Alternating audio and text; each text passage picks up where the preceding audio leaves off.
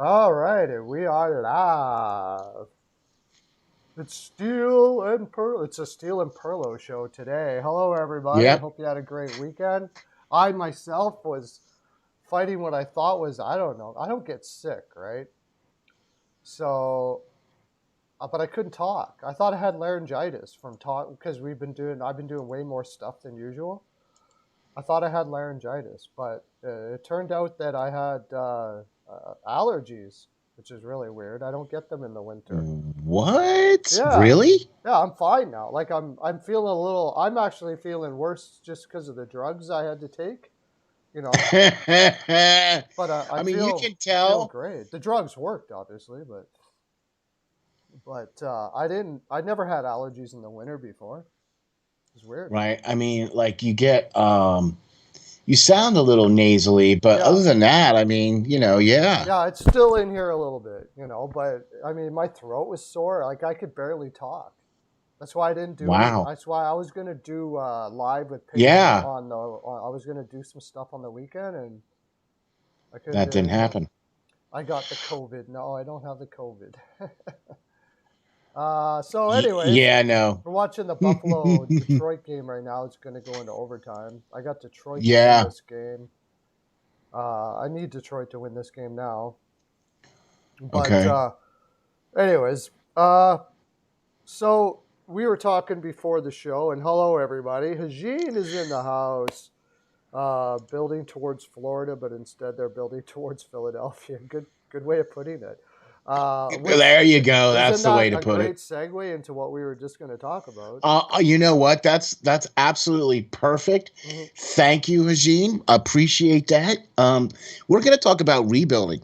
Yeah, and the pros and cons of rebuilding, because there are obviously a whole slew of pros, and then there's a whole bunch of cons, obviously, you know and not and we want to talk about some of those kinds of things, and we want to get into that because there's a lot of teams right now that are kind of on that precipice, you know what I mean? yeah. Well, that's the thing, and the thing here is the difficult part of what's going on with rebuilding is owners are already leaking cash, because of Yeah. COVID, right? Like Yeah, certain especially markets the Canadian teams. certain markets just can't support a rebuild. Like, or they don't think they. It's very difficult. I shouldn't say they can't. And owners have a lot of money, of course they are, but they're businessmen, and there's only so much you can take. There's only Yeah, so much. but You actually made it. I was one of those people that are like, owners can do whatever, and you actually were the first person that really showed me um,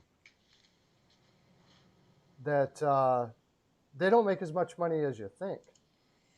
oh, who, the owners? Yeah, in Oh yeah, NHL no. hockey. Yeah, See, yeah, just because you're the owner of a team, that means that you're responsible for paying the bills. That means you're the one responsible for signing the checks to make sure everybody gets paid. Okay? But you're not making a lot of money. You're really, I mean, God, people don't own franchises to make money. That's not, I mean, unless you're like one of the, there's a couple of them out there. I'm not going to say that Philadelphia is not making money. I'm not saying that there aren't franchises out there that aren't making money. mm, There are. Clearly there are. yeah, Because why would the market shares be so huge right now? Why would the TV contracts be so huge? Okay? So I mean, you you have to look at the fine grain. You have to look at, everything that's going on here. You know what I'm saying? Just because you're an owner doesn't necessarily mean you can just go down to the bank and just pull out $1 million and go, "Hey, here's $1 million." mm, You know what I mean? Like that's just not how that works. I mean, that would be great, but that's just not how it works. yeah. No, yeah, yeah. So now you look at the teams that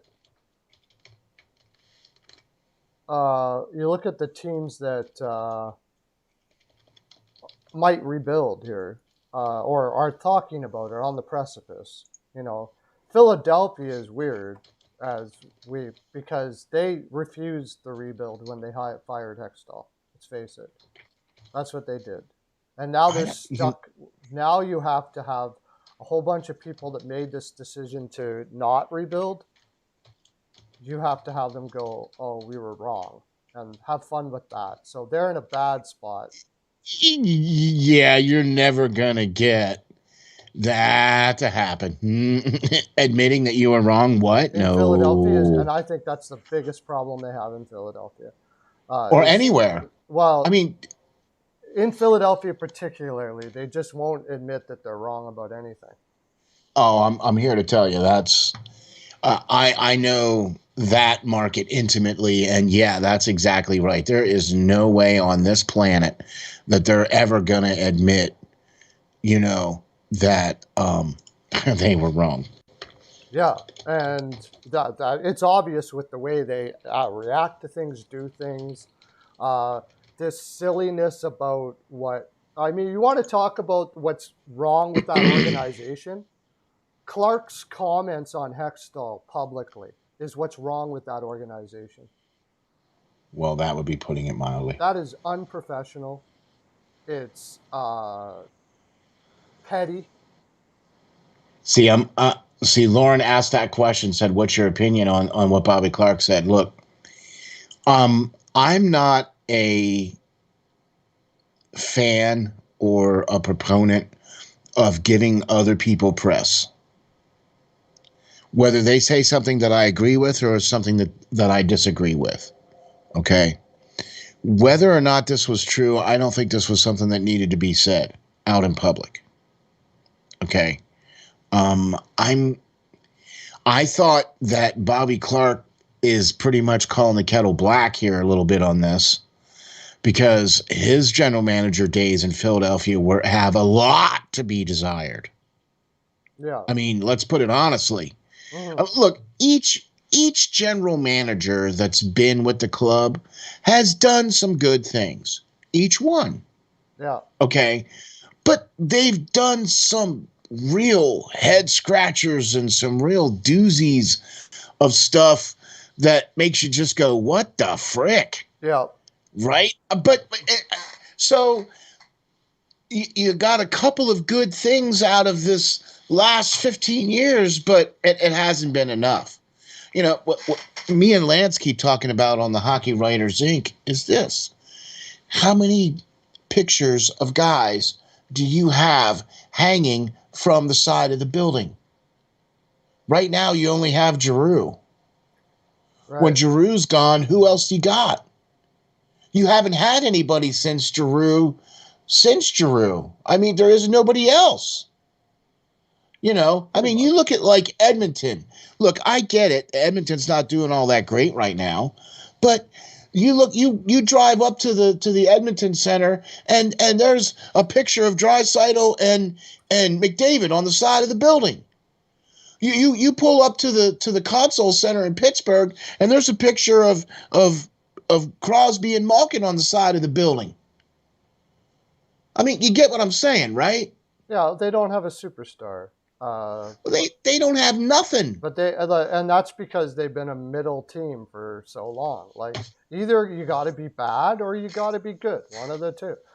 And if you're going to spend money, then you better be good, and you better spend it on people that can help the team instead of these old over the hill guys that, I mean, this is Bobby Clark did the same thing. He would get these guys that are, on their last legs, Adam Oates, pick somebody. And Holmgren did the same thing with LeCavalier and what's Fletcher done? He's followed suit with Braun, Brassard, Yandel. I mean, what? Why are you bringing these guys in here like this? Come on. Yeah. I don't get it. So until the entire ownership culture changes in Philadelphia, what I mean by that is when you get somebody in there like Ed Snyder who cares about the team and not about the bottom line. Mm-hmm.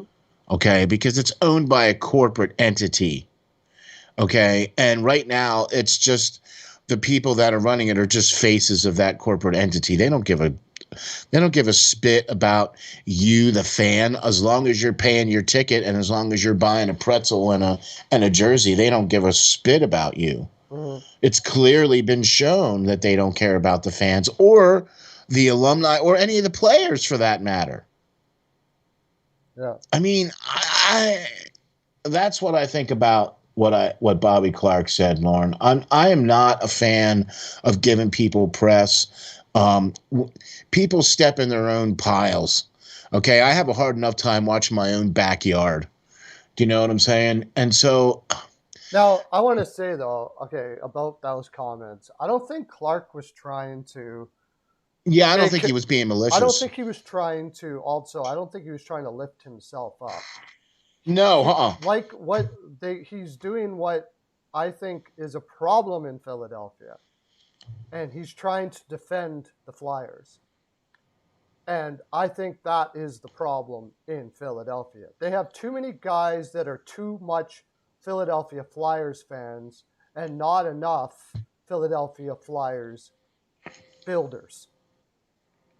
All You right. see, you want to see what there's a difference. You want to hear the difference between Yeah, that? explain. No, please explain. Break this down to me, man, this because is now you got me intrigued. because this is what happened in Edmonton when they were Okay. building.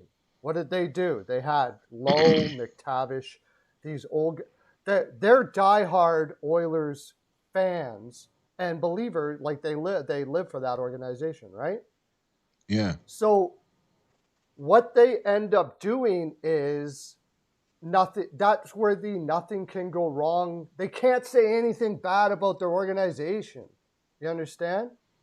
So they end up wanting to say only everything is going okay and they defend each other like a team would, which is great when you're on the ice, but it's not great when you're building a hockey team.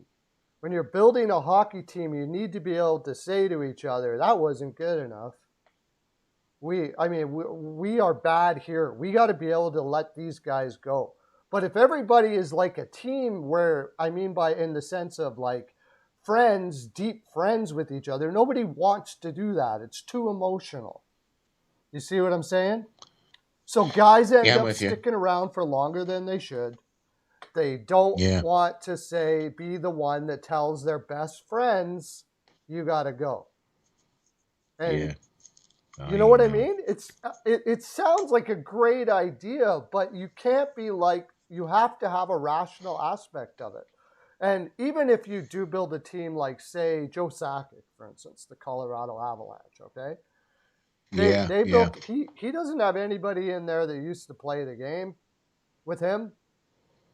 You know what I mean? You can't have that kind Yeah. of deep rooted emotional attachment to what you're doing. You're still going to like these people. You're still going to even care for these people.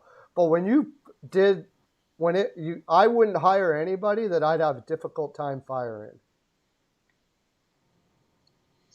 See, that right there is the key phrase that people don't realize and what is not happening in certain hockey organizations. Don't hire somebody that you would not have a problem Exactly. firing. That's right. Do you know what I mean? So that, gosh, man, that makes so And much now sense here's the because, other thing. Now let's go back to what Clark's statements were, okay? Right? So yeah, here's Hextall, who I think understands this concept. Really, he took the job in Philadelphia because he wanted to be a general manager. But I think when he got in there, he realized what I'm saying. And Hextall was like, "No, I'm going to make my own decisions. I'm the general manager, and this is the way it's going to be." That's another thing that happens when you have a whole bunch of guys who used to play with each other or are deep yeah, rooted. Is everybody wants to yeah, give the other guy a chance? Okay, you know what? You do this one. You do this one.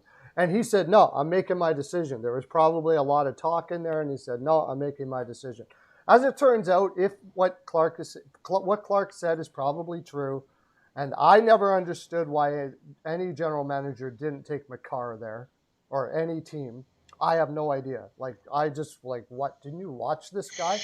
But anyways, that's besides the point. He made his decision for whatever decision he made that Hextall did. And I think more than the fact that he was wrong about Makar, it was the fact that he did that.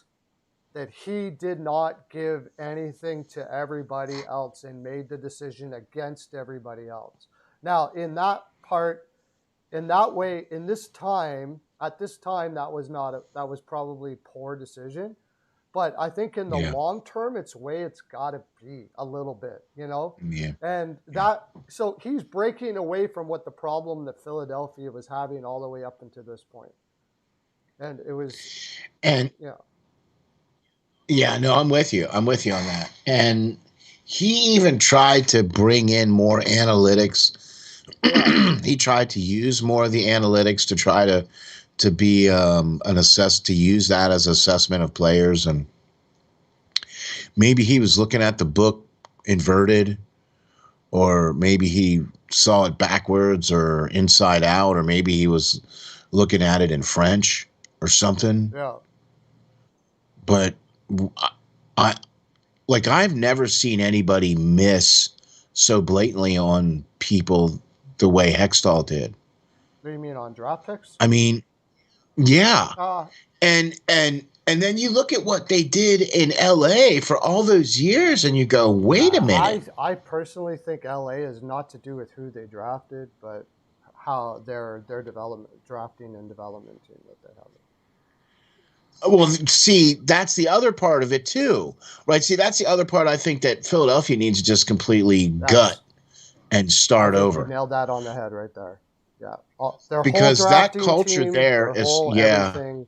Just what funny thing. Stinks. What, you can say whatever you want about the owner of the Buffalo Sabres, but they know how to draft. He fired everybody. He fired the whole. He fired, and I've criticized him a lot, but you know the good thing about him here was like it took him a while to figure it out, but then he just realized I got to wipe everything off here. I mean, this is everything I've been doing hasn't been working. So I'm wiping everything off and I'm going to hire somebody to hire people instead of me. He actually looked at himself and said, hey, I might not be the guy for this. And that's what he did. He hired somebody to hire people in every aspect that he trusted. So, exactly. And that's what they did. They hired a whole new scouting team.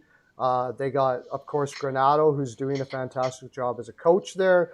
They seem to be this Quinn guy that they just drafted looks fantastic, and I thought it was a bad pick.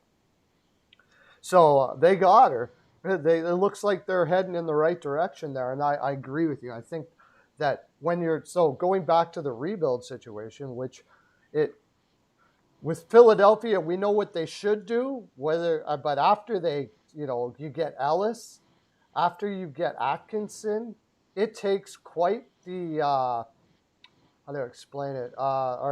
It's going to take, you got to swallow your pride. They got to swallow their pride here, and they got to say, you know what, that didn't work. This all hasn't worked. And I'd even go as far as to say, Chuck, sorry, we're going a different direction, and we made a mistake all the way through here. It's time for us to just shut everything down here. We're going to get rid of all of our scouting staff, all of our director of scouting, everything. We're going to hire all anew again, and we're going to have a different philosophy. Do it now. It's got to happen now. Like, do it now. Has to happen now. Has to happen now. Yeah, but I mean, do it now. I don't think you can do it. Don't wait. I don't know if you can do it now because it's tough to hire people. You got to hire people in the off season because other organizations are not really cool with letting their guys go at this time and stuff like that. But that's true. It's got to happen in Philadelphia. They need a whole new philosophy. Yeah. Don't bring anybody in that played for the team, including Rick Tocchet. Nothing. All new group that's never been, maybe some guys that have worked together in other organizations before. Or whatever, maybe that's fine, but no more of this Philadelphia attachment stuff. So, Eric Tulusky, the assistant general manager of Carolina. Okay. started off as a Harvard graduate working with nanotechnology Okay. and created this analytic way of judging players. Right. And he was doing it for the Flyers there for a little while. And then he got hired by Carolina, worked his way up to the assistant general manager, where he's at right now. Mm-hmm. So I think that he would be a perfect fit for Philadelphia. There's a whole new way of looking at it. Sure. I mean, that could very well be the case. Yes. Sure. Wow. Younger guy. The only ties that he has is that he's from Philly. Right? So, hey, come on back home and work. He's from Philly, great. I mean, there's nothing wrong with that. Right. That's awesome that he's right. Don't care about it's just he didn't come on play back, for Philly. He's never been in the organization before. He's not even a player. He was never he's a Harvard guy. He's got a PhD from MIT. Right. I mean, okay, so this guy's never played hockey. Right. Now, I don't know if he feels he's ready yet to take on a role like that or whatever, but he's been doing the assistant general manager duties down there in Carolina for the last couple of seasons. Okay. Sounds like I think he's been down there for but he started off down there, like basically answering the phones. Right. In the front office, and then worked his way up through to get to be the assistant general manager. So, I mean, excuse me, he's been there for a number of years. He's been in the organization for a number of years. Yeah. Do you know what I mean? And it would probably be a great way to get somebody like him, who is an assistant general manager, kind of like Ron Hextall was, and be able to come in and be that player or be that general manager for a club like Philadelphia. You know what I mean? And then let him pick the coaching and all that other stuff, because, look, we can sit here until we're blue in the face picking people who we think should be there, but you got to let the people that are in it do it. No, yeah. You know what I mean? No, that's true, but I mean, that's a really good, that's kind of what we're talking about, or what I'm talking about is probably a younger guy, analytics driven, with just a different philosophy altogether. It's great that he's from Philadelphia. That's awesome. I have no problem. I have more than no problems with that. It means his heart's going to be there. We want the heart to be there. And I don't think overall it's always bad to hire somebody that used to play for the team and all that stuff like that. I just don't know if it's a wise idea to fill the whole place with it. You know what I mean? Okay, well, so I'll give you an example of what we did. So Lance and I, the host of the Hockey Writers Inc., is another show, part of the Steel Flyers All Sports Network. And we said, hey, we're going to do a series of shows where we're going to rebuild and retool the Philadelphia Flyers, just the Flyers only. And I mean, we gutted the team. We ripped off the Band-Aid and said, all right, Giroux, thank you for waiving your no trade clause. This is who you're going to go to. We made some adjustments and trades to get rid of the ugly JVR contract. And, look, it was a pipe dream. Mm-hmm.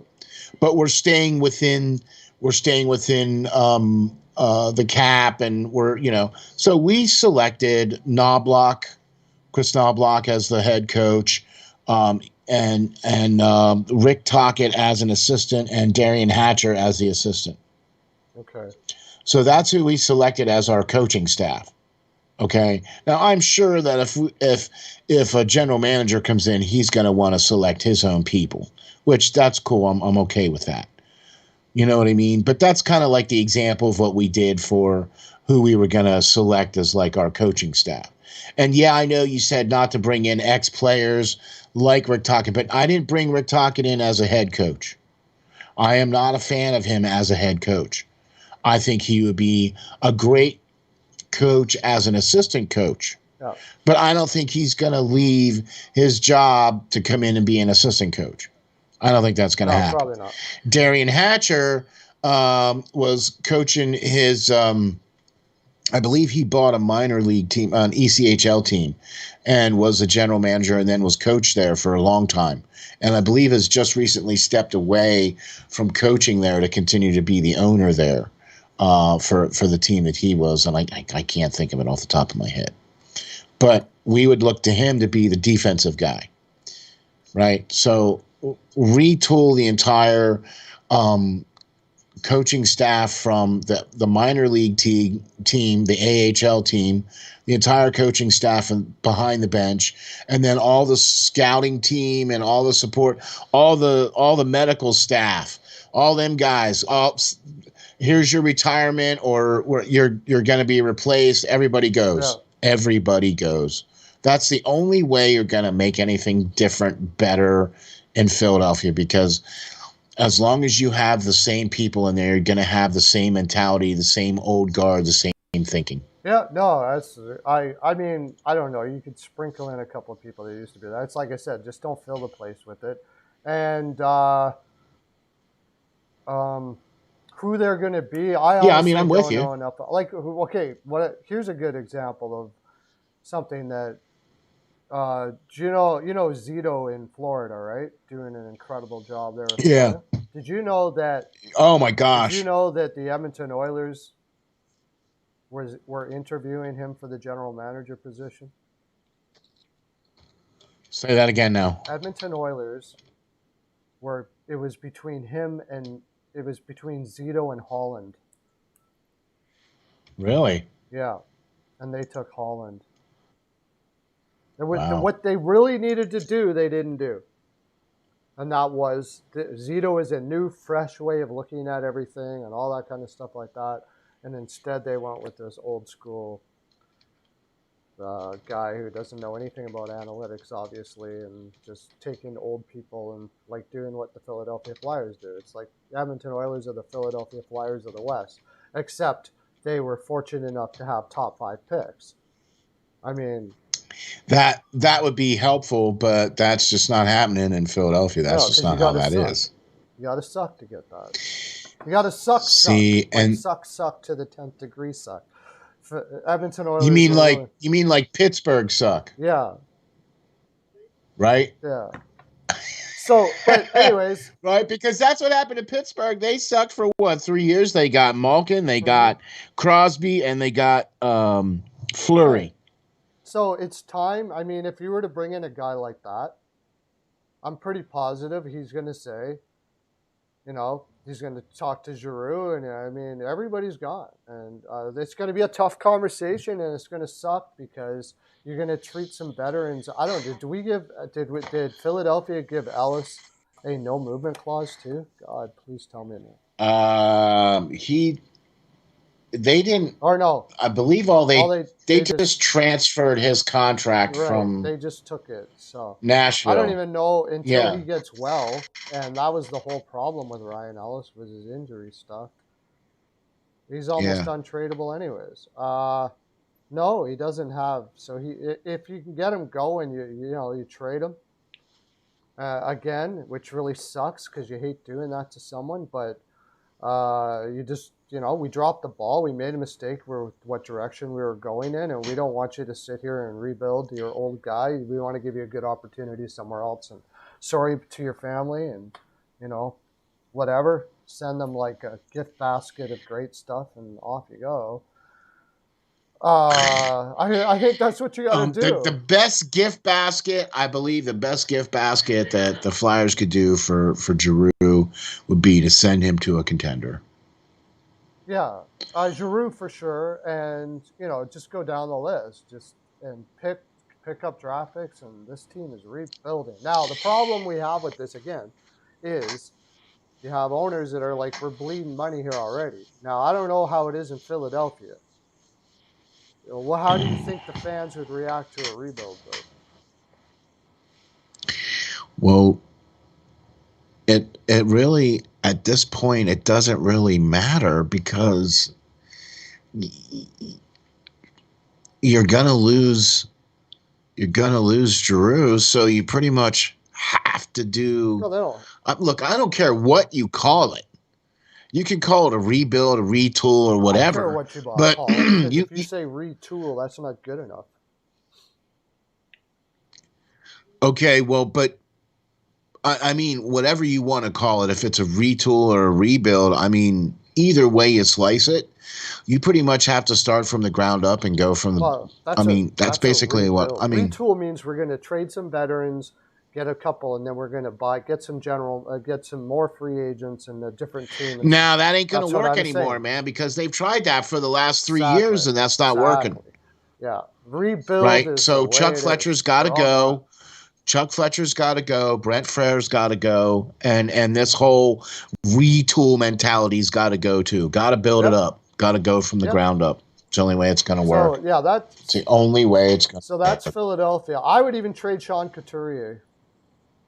I'm serious. I would trade everyone. What's Couturier? He's 20 and 29 years old. By the time that team is relevant again, he's going to be what, 30? Actually, what I would do is, I don't think you're going to be able to trade him, but like, I don't know. Maybe you will. We got rid of JVR and we got rid of Giroux, and that freed up a lot of money. And then, all these other old timer guys that are, don't need to be on the team. All them guys are gone too. So there's a huge amount of Kevin Hayes. Yeah. Kevin Hayes needs to go. All those guys that are making the $7.5 million or more that aren't putting up 25 or 30 goals a season. See ya. Yeah, well, if you can, sorry, either we buy you out or we trade you or something, but you need to be off our team. Kevin Hayes has to show he can be healthy for a while first before they're ever going to be able to get anything for him. But Cam Atkinson will get something on the market right now. Cam Atkinson, see, there's a couple guys I would keep. Maybe Couturier. See, there's a couple guys I would keep. Maybe Couturier, but it all depends on if he wants to be there or not. Yeah. That he would be one, and Farabee would be another one. I would like to also try to keep Cam Atkinson and Carter Hart. But pretty much the most, and Ellis, just because that contract is stuck, you're not going to be able to do that. Looks like Minnesota just scored. That's good. I got over 6. Yeah. Oh, good. Yeah. These are two of my teams here that I've been watching this year, Colorado and Minnesota, and so this is a tough game to try to pick between because I like both teams. So Colorado, I don't really know who to root for. Goaltender away from being impossible to beat. Yeah, and boy, if they would, I don't know it. Grubauer played really well, but not so well down the stretch. I never was, and he clearly is not the answer right now. Well, he's right. He's so in I mean, Seattle now, and I've never been a big Grubauer guy. So. Yeah. I have been a big Kemper guy though, and he just hasn't been able to figure it out here in Colorado, which is really weird. No. I know. Which makes me wonder if maybe Tocchet is better than we think, and because great coaches make goaltenders look really good, right? I mean, that's how that goes. Yeah. You know what I mean? And so as long as they don't bring Tocchet in as a head coach in Philadelphia, you know what I mean? I just think that would be either. I don't think that would be wise either. And I also don't think that Tortorella is the right coach to bring into Philadelphia. Not if they're going to do that. I agree. If they're not going to do that, then I would say Tortorella for sure. If they're going to keep on doing what they're doing, you might as well grab Tortorella. That's your best chance. Well, I would much rather go with Julian. Tortorella's not the guy. Right, but I'd much rather go with Claude Julien if I was going to continue. Oh, really? Okay. Yeah. Either that or maybe for different people. I would personally would go with Tortorella, but Julien, I guess, I suppose. I mean, if you're gonna stick with trying to veterans and that kind of stuff, why not? But like we need fresh eyes if we're gonna do fresh players and fresh draft picks and try to build draft picks with these big name players you can try to get draft picks for and stuff like that. And basically that's what you have to do there in Philadelphia. There's a couple other teams out there that are on the precipice or have been doing that. Like, look at what Anaheim has been doing. Yeah, it's taken Over them the a last while. couple of years, they stink. Yeah. But they've been getting really good draft picks, and now look at what's Yeah. going on in I think they're going to Anaheim. have a bad second What? half, but like not a Yeah. great second half, but that team's shaping up all right. And they did it right. Like they did keep some veterans like Lindholm and Fowler, guys like that, like that to be that wanted to stay there. That's why maybe Couturier, because he's sort of like the heart of the team, like if he wants to stick around for the Yeah. rebuild, he still would be Yeah. relevant 4 Been or there 5 for a years while. from now. But I mean, that hasn't been a fun rebuild for Anaheim.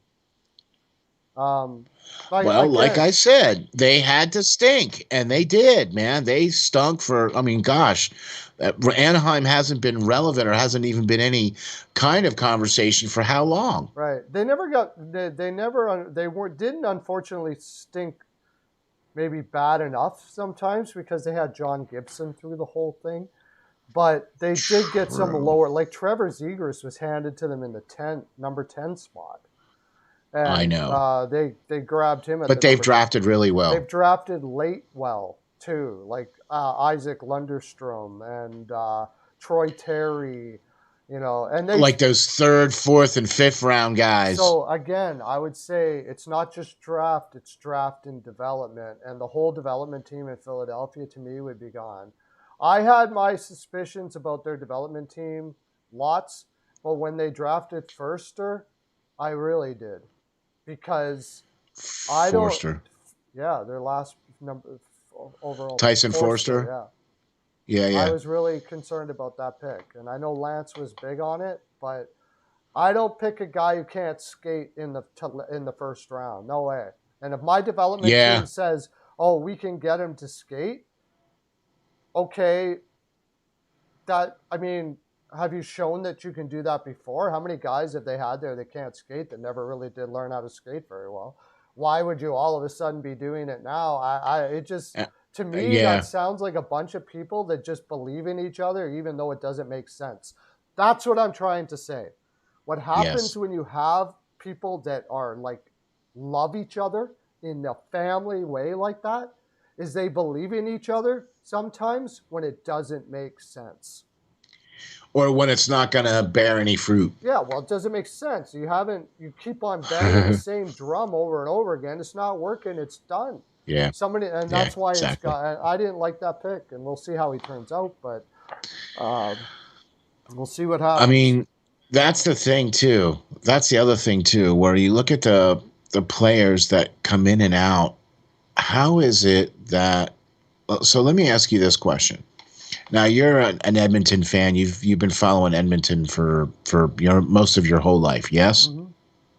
Okay. In the history of Edmonton Oilers, how many players can you say have been traded from Edmonton that have gone on to get their name on the cup?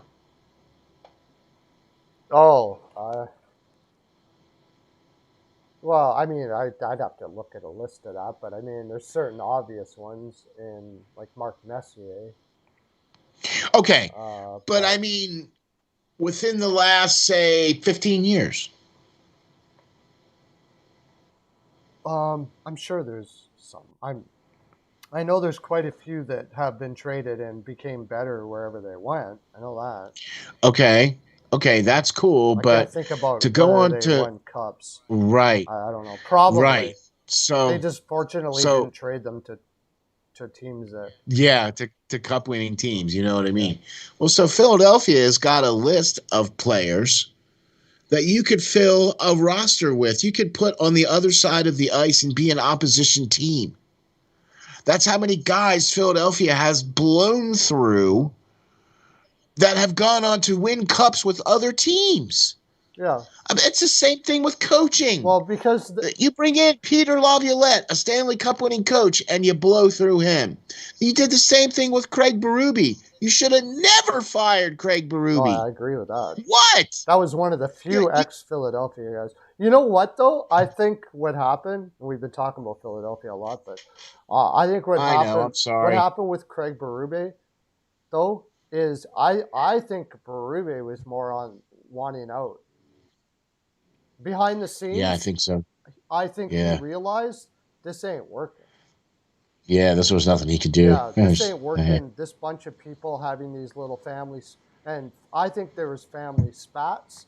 There's a they're too much of a family, and you know how families are. They're Yeah. fighting with each other, and that's Bobby Clark showed it right there. He still hasn't gotten over. He's still butthurt about something that Mm-hmm. freaking Hextall did and stuff like that. So you want to know where it is? I Is it on the ice? Does that affect the ice? This friction in management and all this quarreling and nonsense? Let's just throw it out there right now. He just showed his ass. Yeah. They were Yeah, pretty much. quarreling between these guys and all this kind of stuff like that. That's the problem in Seriously. Philadelphia. Yeah. So, anyways, Yeah. going to rebuilds, we got how many teams we got looking at a possible rebuild here? There's so many teams that are in the middle of, are we going to rebuild or not going to rebuild? The Chicago Blackhawks. Are we going to trade Kane and Taves? Are we going to trade these guys, or are we going to keep on? Yeah.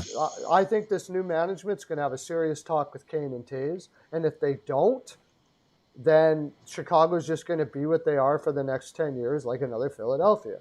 You know, Pretty much. now the problem is you have an ownership there. The Wirtzes, I don't know. Are they going to be happy? What Chicago fans going to be like going through a rebuild? I think it should be strong enough there that they're okay. But I think because they're definitely due, and they've been relatively relevant for the most part, with the exception of the last couple of years. You know, they've won some cups in the later 2000s. Do you know what I mean? So I believe Chicago is. They're not that terribly far away, to be honest with you. They're really not. They have a couple of holes that they need to fill, obviously. It's like, but then when you look at a team like, say, Detroit, do you know what I mean? Like, they're doing it the same way. They're doing it through the draft. They're building it the hard way. They're stinking. mm-hmm. But maybe in a year or two, they won't be stinking anymore. I mean, you know what I mean? Like, Detroit is another one of those teams that I look at that, you know, is being built the right way, is being, you know, built by your buddy. Yeah, Stevie, the greatest. That's what I mean. Greatest male human being on the planet, Stevie. Okay, well, so how can you not think that Detroit is gonna be something special in the next couple years? I mean, but they haven't. They've stunk. They've been at the bottom of the. They've been at the bottom of the standings for the last couple of seasons, and you just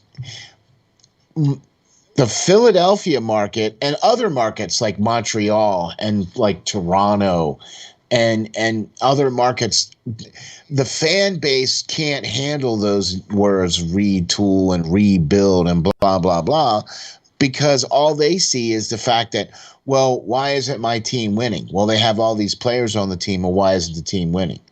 Well, that's not the only reason why they're not winning. And there's it's true. You know what I mean? They pay big dollars, and you know they don't want those complaints. But exactly. But you know what, the fans, what's attached more to it, and so we're talking about Chicago here.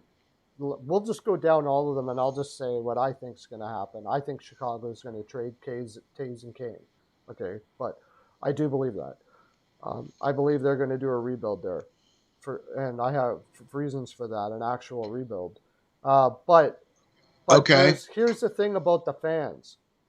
There's something that the fans do more than just buying tickets that they do with their dollar that affects what teams unfortunately choose to do more than anything, and that is buy products.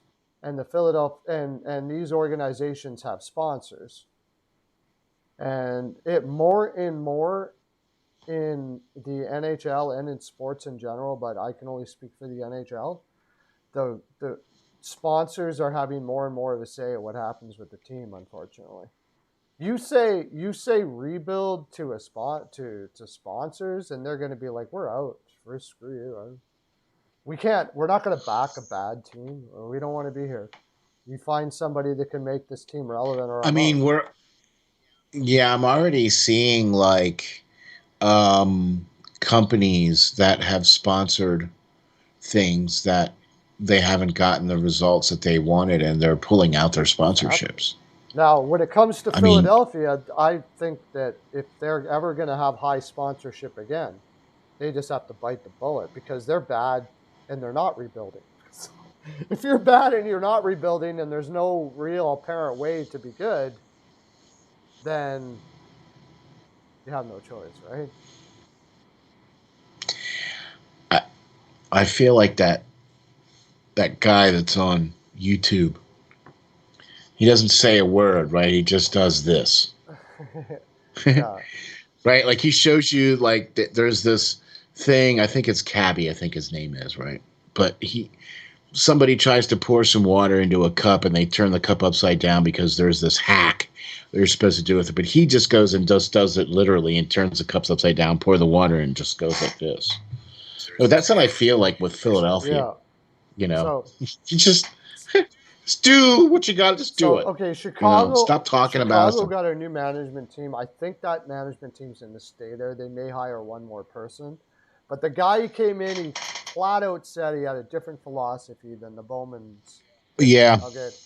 Now, the Bowmans were rebuilding, but the problem, and almost like in Philadelphia, and the reason what Hextall was doing, I believe, or wanted to do, was they had to wait till these contracts for Taves and Kane and stuff like that were less yeah, on the yeah. contract because there was less term because you can't trade them. Nobody's going to take these guys for $10 million a year for 4 or 5 years. You can't buy them out. You can't do anything Exactly, about it.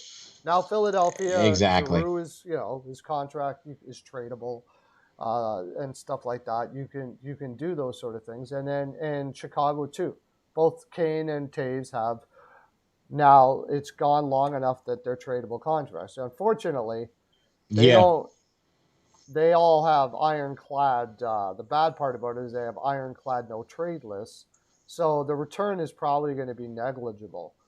But ten yeah, point five yeah. million, they might have to eat some of it. You're rebuilding, so what if you eat 3 million of them each, and you might be able to get a decent return at 7.5 for Kane and Taza, Kane for sure, and you could get some good return. And you don't need to be a cap team anyway. So if you're retaining, you're rebuilding, so you're not basically going to reach the cap anyways. And it's only for 2 years. Exactly. So those guys are gone. You got DeBrincat is young. He's fine. Kubalik, you probably won't get more value from Kubalik than you will right now. He's never going to be better than he is right now, and he's only 26. I'm trading him. And these are the Right. guys that Jake McCabe. It didn't really make sense why they brought him in. I didn't understand what they were doing here when they brought in guys like Jake McCabe and stuff like that. If they were going to rebuild, unless they were bringing them in and they knew because they knew they were going to be able to trade them away. Fleury's traded. Guys like all of those guys are gone. Seth Jones, I didn't understand it, but you got him, and there's no way to get rid of him. But I think they're going to do that. Right. I think they're gonna. I think they're going to do that in Chicago. Now, other teams that are on the precipice of a rebuild, the Pittsburgh Penguins kind of are. Those guys aren't getting any younger, right? Wow. But That's true because some decisions are going to have to be made here in the very, very, very near future when it comes to Crosby and Malkin and some of these. I mean, they have kind of, they brought in Kasparaitis, you know what I mean, or Kapanen, you know what I mean, and they have gotten some younger guys to come in, you know what I mean. But yeah, they're going to be looking at it too. You know what I mean? And then you also have to look at what like Buffalo is doing too. They finally got rid of Eichel. So now they can completely do what they need to do now. They don't have that big ugly contract anymore now. right. You know what I mean? So there's another team too that I think, and I think they're trying to get the right people in there to make the right decisions up there now. You know what I mean? Yeah. Yeah. I mean, because I'm with you on that. It's like, do you think that the market in Buffalo is ready for a rebuild right now? Well, they don't really have much of a choice because they don't really have much of anything else. Do you know what I mean? That's kind of where they're at right now because they don't have. I mean, they don't have a contending team. They don't have a team that's a relevant team right now. So they're pretty much playing for the future anyway. You know what I mean? Yeah. Yeah. That's. I don't know. Just wait a sec. Sorry, I'm changing my title because I want people to know we're talking about rebuilds. Okay. That's okay. I'm sitting But here see, watching this Colorado Pittsburgh's hockey tough. game. Pittsburgh, so am I, and they need more goals. Come on, guys. Pittsburgh is tough because they play so well technically and system wise that they can always be there. They always, you just never know, you know. That if I mean Jari's playing really well. It's when are they going to cave in Pittsburgh? When is it going to be that Malkin is too old, Crosby is too old? When is this going to happen? And I think every year they're going by year, and you look at them the way they're playing now, and it's oh, Kemper got injured. Wow. Yeah, they're changing out Kemper. He took a shot, I think to the head or the face or chest or something there with that last play there. That's why he's sitting in the penalty box. But I think he's either going off for repairs or they're gonna do a check on him because I think he got hammered into the head there. I think They went on into that last concussion play. Yeah. protocol or something. Yeah, I don't know. I don't know, but he did look like he got hit in the upper body area. And then maybe he either hit his head on the back of the cage or maybe he hit the ice or something. I don't know, but he did get hit in the upper body area by the Minnesota player. So, but yeah, I mean, Chicago's going to have to do some things. I mean, But well, all we have to do is mention the obvious and say Arizona. I mean, that's just a but big he's did a good job of. heaping I pile want to of talk about a mess. good rebuild there, though, and they're not going to have a team. Arizona's not. You think Yeah, so in yeah, it's Arizona? done. It's done. The NHL arena Yeah, is not going to happen. Apparently, it's pretty far away from having any chance. It seems like uh, exactly. the the city of the city everything has said, you know what, hockey didn't work here, unfortunately, and that's what it seems like it's happening Yeah, right now. But I mean, he did a fantastic job of grabbing draft picks there, Armstrong, for that team for their rebuild in the future. And you got 3 firsts this year. You got Colorado's, Montreal's. They stole that Dvorak trade from Montreal. Um, that's true. the pick when they traded Ekman Larson to Vancouver and got a first for that. I mean, that was beautiful. Uh, That was and another then they good got trade too. four Yeah, seconds. That's how you rebuild, man. And you know, next year they have like maybe seriously, I'm not kidding. 1, 2, 3, 4, 5, 6 people under contract. wow. Yeah, Kraus is everybody's unrestricted or restricted, so they've got complete and Chikrin's going to be traded apparently. So like not even less. So they have complete control over what the palette of this lineup of what it's going to be. Wow, that's pretty. I mean, that's what's going on, right? That's there's.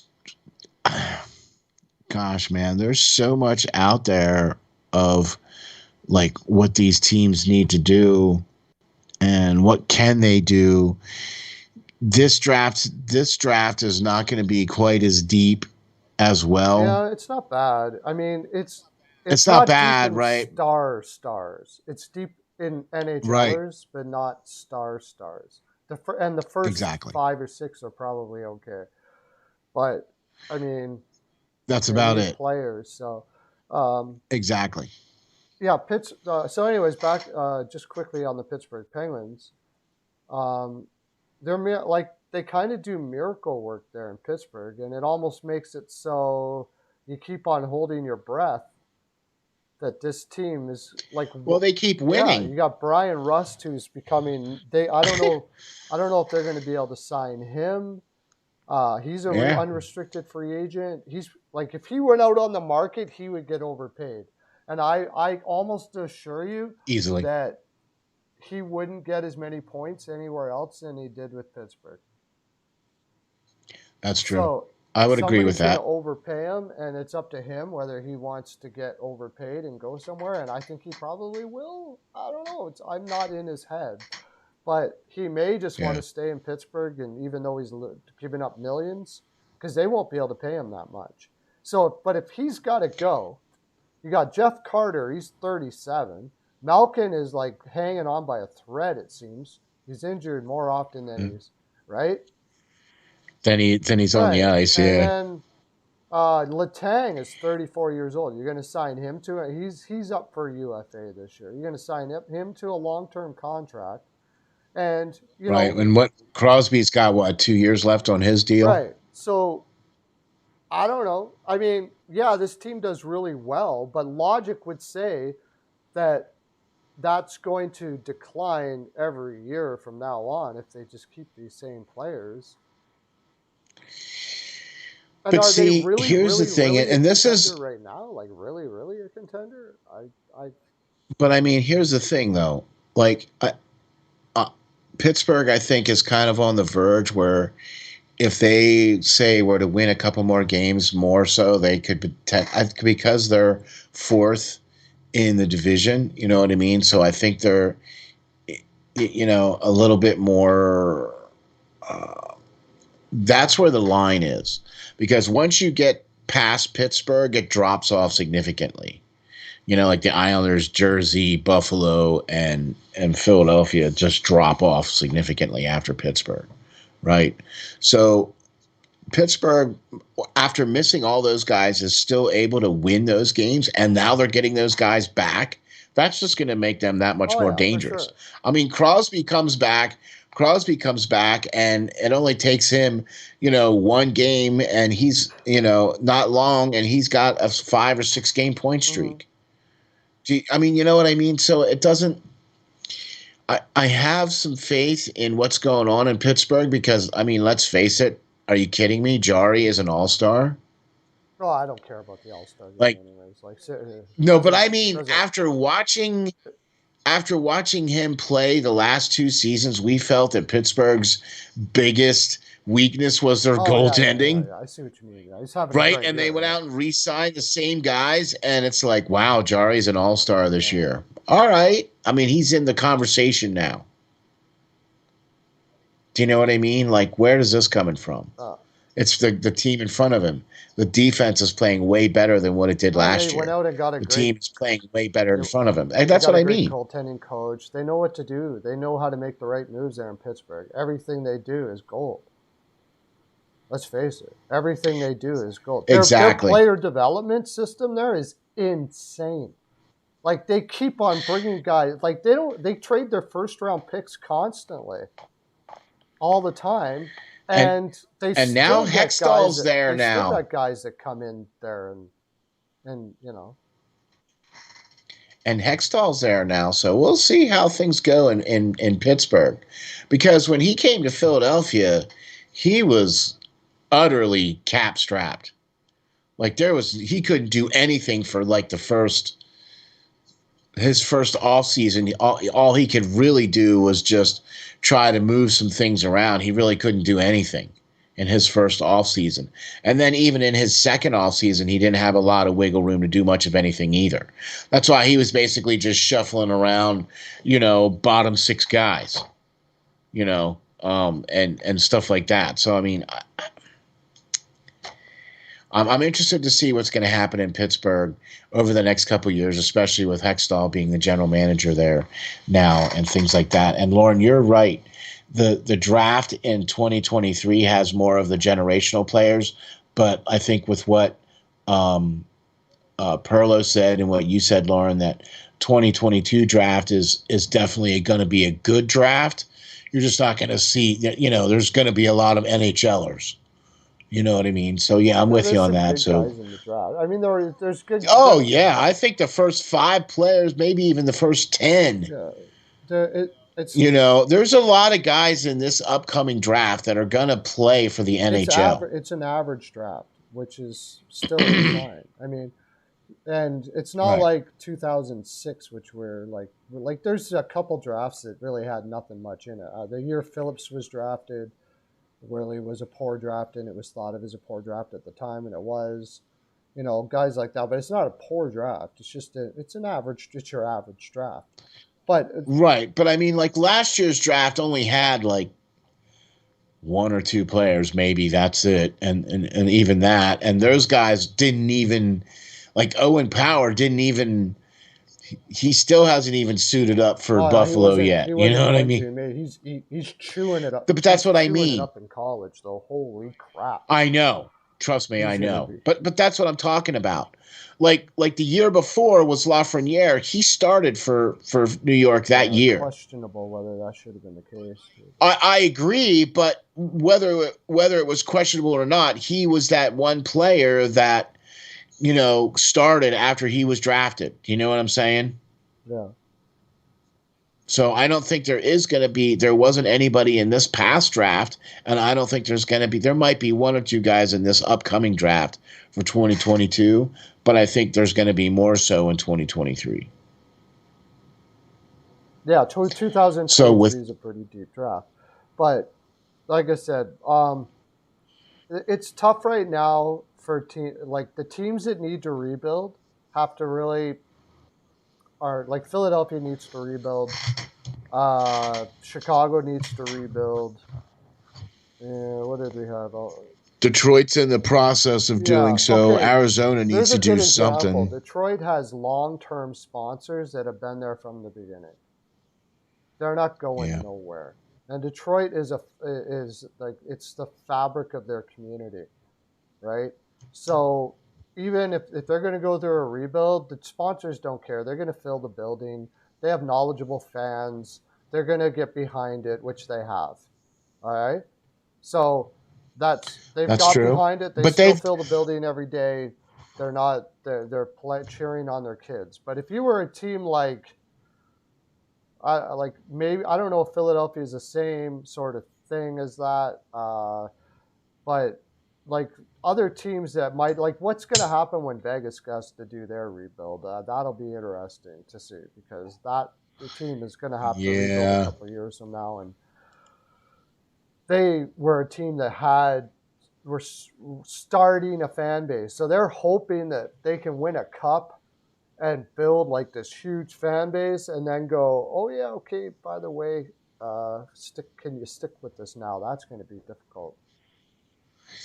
Well, then what about like a team like Seattle who is just coming into the league, right? And so I think they've got like good bones up there in Seattle. Okay. I just think that they're going to have to end up getting a coach that's going to be able to take them where they need to go. Do you know what I mean? I think it's like I look at Seattle and I really want to like the team. I really do. I really see some good pieces up there, but I just see like the coaching staff just letting those pieces down. Does that make sense? Uh, Coaching? No. Well, I don't. I never really. I didn't like the team to begin with, so I didn't think that team was built to go make the playoffs at all. Ever wasn't in their plans to make the playoffs at all. Right. So Right. that team was put together to trade the players that they have at the deadline, which I think is what they're going to do. His plan was to pick players that were tradable at the deadline. And that's Yeah. what they're going to do, and everybody knows it. I don't know if there's a coach in there that could break that energy of knowing that you're going to be traded. So you're not invested in the team that you're playing for. You're trying to build up a reason to do well. Yeah, it's a very difficult situation in Seattle right now. Giordano knows he's going to be traded. He knows it. And he's their captain. So what do you do as a coach to get this energy and a coach has to convince people to play every day, right? That's really what their job is, Basically, for the most part, is to be effective and ready to play every day. And pretty much. And how do you do that when you've got guys? You got Eberle, Giordano, McCann. I mean, I get it. Pretty much like so many guys. McCann probably will be traded. He's 25. Maybe they keep him because he's young. Yanni Gourde, maybe. So what's the use of keeping Yanni Gourde? There's no use having him. He's 30 years old. He's, and then you get some more free agents and you do it all over again. I don't know if there's a coach out there that could get that team moving. Well, okay. You know what? Maybe your boy Tortorella should have gone up there to Seattle.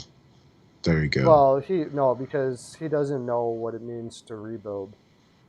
And I was being facetious. I'm sorry. Sorry, yeah. He doesn't know. I was just being funny. Still knows how to handle. I don't know if he knows how to handle the situation, but he knows the situation, and it was a good spot for him because he's going to have 2 to 3 years for sure. Because they know that Francis knows that there's not much a coach can do for this team to win. They didn't have to win anyways. They're in a market. What they decided to do, unlike Vegas, because Seattle's more of a hockey market than Vegas by a long shot. You have Vancouver right beside them. It's close to Canada. So, you know what I mean? I get it, but kind of I don't. You get it, but you don't? Why is that? I mean, all right. So you basically brought a coach in that you're only going to keep for 3 years, and then you're going to basically just fire him? So. I'm saying he's got at least 2-3 years there. It was great for his career to be able to have, they're not going to fire him for at least 2 years if they ever did, because he's got, they know that it's unfair to do what they're doing to any coach. It's not a fair thing. What you're really need to be doing there is, somehow, how are you going to build a culture with a bunch of players that know they're going to be traded? But that's what I'm talking about, though. When do you get to that point where you know that the players you're bringing in are not going to be traded? Oh, well, that's as soon as their young players start coming in when they get their draft picks and stuff like that. They may go out into the market and get, some younger free agents if they possibly can, to be able to be there a little longer or stuff like that. Okay. But yeah, I think this time next year, Seattle's going to be a worse team than this year. A worse team, you're thinking? Absolutely. Okay. So would that be enough then to get Hackstall fired? No. Because, on paper, it's going to be a worse team. You're not going to have Eberle. You're not going to have Gorge. You're not going to have guys like that. It's going to be a young team. Okay. Bring in filler guys. Because like I said, I'm trying to like this team, but I just can't get past Hackstall. I just can't. To me, I have experience with him though in the past, so that's why. As one-on-one personally, you've had an experience with him? No. I don't care about him personally. I don't give a look. I don't. What anybody does personally is all on them. I just don't like him as a coach. Okay, I don't like his system. I don't like his style. I'm just not a fan of how he does things with teams as far as coaching is concerned. just not that fan of I gave how him a blank slate. I don't really give anybody that coached in Philadelphia after what I've seen with what they're now, especially after Clark made those comments, and I see the unrest that's been happening throughout that organization. I don't. I To me, you're on a blank slate because that's a disaster there in Philadelphia. So I'm not going to put any. I'm not okay. going to put any judgment towards a coach that was there in Philadelphia because that organization is an absolute disaster. Simple as that. Let's flat out say it. It's to me. Uh, oh my gosh, San Jose's winning 3-0 against LA. Holy crap! I have LA. Oh gosh, don't even talk to me about San Jose. I don't even want Can't to go there. believe that. Oh Anyway, so man, I'm watching the trip up here, and that was a good call here on this Minnesota Colorado game. Minnesota's on the power play here. It's 2-1 in the second with 1 minute yeah, to I need go. 3 goals just to break even on this. It's not looking like the best day in the land for me. Okay, so Okay. what was I gonna say? Anyways, yeah, like it's Philadelphia to me is just like the Edmonton Oilers.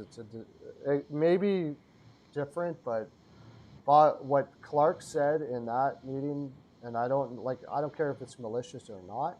The fact that you mention that and talk about like that in public tells me a lot about what's going on in that organization. It's just a mess. And that's about how I feel about that. Yeah. So I've been watching more Florida games. I've been trying to watch more Minnesota, more Colorado games. Because man, watching the Flyers games have been hardcore. Have been. I mean, look, I'm trying to support my buddy Jimmy. You know what I mean? So I gotta watch Jimmy, and I still text with him back and forth during the games and stuff. So I gotta watch my buddy Jimmy. But other than that, man, I'm just yeah, it's hard to watch Philadelphia games. So I much rather watch other games that I know are going to be at least I like watching other teams like Florida, man. I like what Florida's been doing. It's like the coach went away, Quinville went away, and it didn't even matter. Like it did not even matter. Yeah. Yeah. Burnett's So been doing an really liking what amazing Florida's. job with that team. I know. And that's funny. The thing with Florida is okay. So you talk about a rebuild. I mean, did did they ever really rebuild, or they just sort of sucked for a really long time? It was like a build. They built that team. Yeah, it wasn't a rebuild because they never were really good, I guess. Maybe they made the playoffs there that one little stretch with Van Beesbrook. Yeah, well, that was like when their first, like almost second or That third but year in that's the yeah, league. like right when they started, so yeah. But oh my gosh, man. It's like you can't even it didn't even matter that Quinville got let go there. It didn't even matter. Like it just that they missed like a couple 2-3 games after he got fired. They didn't play all that well, and then it's just been like pretty much setting the world ablaze ever since then. Yeah. And but the thing was with them, they drafted Barkov, obviously, right? Um, and Jonathan Huberdeau. Those were the two big guys that they got in with top draft picks when because they were really bad. But besides that, Heck of a draft. yeah, that was not all in the same draft, I don't believe. Yeah, No, I but know. 2011 they had the third overall pick, and they got Huberdeau. In Barkov was later, 2013, Later. and they drafted Yeah. But second overall. So those are two big yeah. guys. Um, But I'll tell but you what. it's the additions to their team afterwards that really made that team what they are. Like now they have Sam Bennett they got from Calgary for a song. Sam Reinhart they got for what looks to be a really good prospect that went to Buffalo for a goaltending prospect, Levi. But still, you got Yeah. Sam Reinhart. Yep. Carter Verhaeghe. They got for nothing Yeah, getting for Tampa Duclair. Bay. They got Duclair cheap too. Duclair, nothing. They gave up nothing for all of these guys. Like virtually nothing. Well, with the exception of Bob. Bob was bad, but that wasn't Zito. Yeah, but no, Yeah. but they paid for Bob. He wasn't like he didn't draft Yeah. him, but they paid for. But he's actually living up to his contract now. A little Finally, bit. I mean, It's a little better. a little better. I mean, I wouldn't be paying him $10 million a year in the first place, but regardless of that fact, you know what I mean. He is playing a lot better of late. He's 33, and he's still got 1, 2, 3, 4 more years left. And what's he got? What's his? I mean, he's up and down. 2.47 with a .921. Those are pretty decent numbers, actually. But I still find him to be very inconsistent. Like he's either really good or really bad. Yeah, he's not like constantly like he's playing much better, but he's not quite to his Vezina caliber self again. Yeah. But he is playing better. You know what I mean? He's playing way better out. Do you think do you like John Michael's statement there? Tampa Bay Lightning will beat Leafs in the playoffs. What do you think? I mean, on paper, probably. I would have to think. Yeah. I mean, but we don't know what Toronto's going to do at the deadline here. Toronto's going to add to that team yet. So I don't know if they will be able to per se beat Tampa Bay, but I'll tell you what. I have been quite impressed with what Tampa's done, or Toronto has done this year. Okay, I mean, I just want to see if they can make it happen. If they can get past the first round of the playoffs, cool. Okay, but until they do that, then we'll see what's going on. But Tampa Bay just doesn't seem like they skipped a beat at all, does it? Well, no, they're playing better in the regular season than they have in a while. Maybe that's a bad thing. Hard to say, but I mean, with Kucherov back in, that team is stacked. With as long as Vasilevsky, like you said, I mean, with Vasilevsky, you got possibly the best defenseman, best goaltender, and best winger in the game. Yeah, with Kucherov and Hedman and Vasilevsky, dude, what? Come on, you got seriously. A lot. You got Killorn, and you sprinkle in Steven Stamkos. All right, Joseph is playing well. Then you got, of course, the Mr. Playoff Perry now on that team. And right, boy, didn't you call that? Didn't you call that last year about Corey Perry, man? Boy, he would have been a good addition to just about any bloody team. Well, yeah, he's the guy knows what it means to win in the playoffs. He's a warrior. Exactly. He's a warrior. He always has been. If let me put it this way, for the guys that win a lot of cups or make it to the finals a lot, there are guys that nobody is going to like. People aren't going to like you. You're not, you know what I'm saying? Like, I get you. Yeah. He's not a fan favorite. Not from other teams. No, of course not. Like, right. Yeah. And I want my team to be full of those people. I want lots of them on my team. I don't want the other fans liking you. And that's where I have a problem with Toronto. They have too many guys on their team that are liked by other fans, by other teams. That's not good. You don't. Oh, I see what you're saying now. That's the problem I have with Toronto. They need to learn. Tortorella said it about McDavid, and man, everybody gave him crap for it. He said that McDavid has to learn he's got to play a different type of game. He's got to go through stuff and not, how to explain it? He's got a lot of flash, but he's got to learn how to be hated. I see what you're saying now. Yeah, because he's He's got all these great moves and all this other great stuff, and you want to like him because he's so gifted and so talented. But you need to put like a pissy attitude with him. You know what I mean? Like, you got to make him real good and then make him a jerk. On the ice, yeah. You're not supposed to be. Yeah, on the ice, yeah. Sidney, to the opposition. Look at how many people hate Sidney Crosby. People don't like Sidney Crosby. I mean, I've seen people, like, get out of cars and threaten bodily harm to people to have arguments about Sidney Crosby. I mean, you get what I'm saying here, okay? Yeah.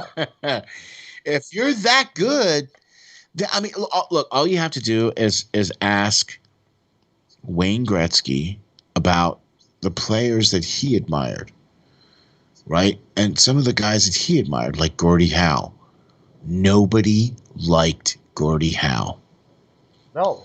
He was a horrible, wretched, awful human being to play against on the ice. The epitome, right? The greatest power forward he that was, ever lived. Yeah. For sure. Exactly. That guy played the game the way hockey was supposed to be played.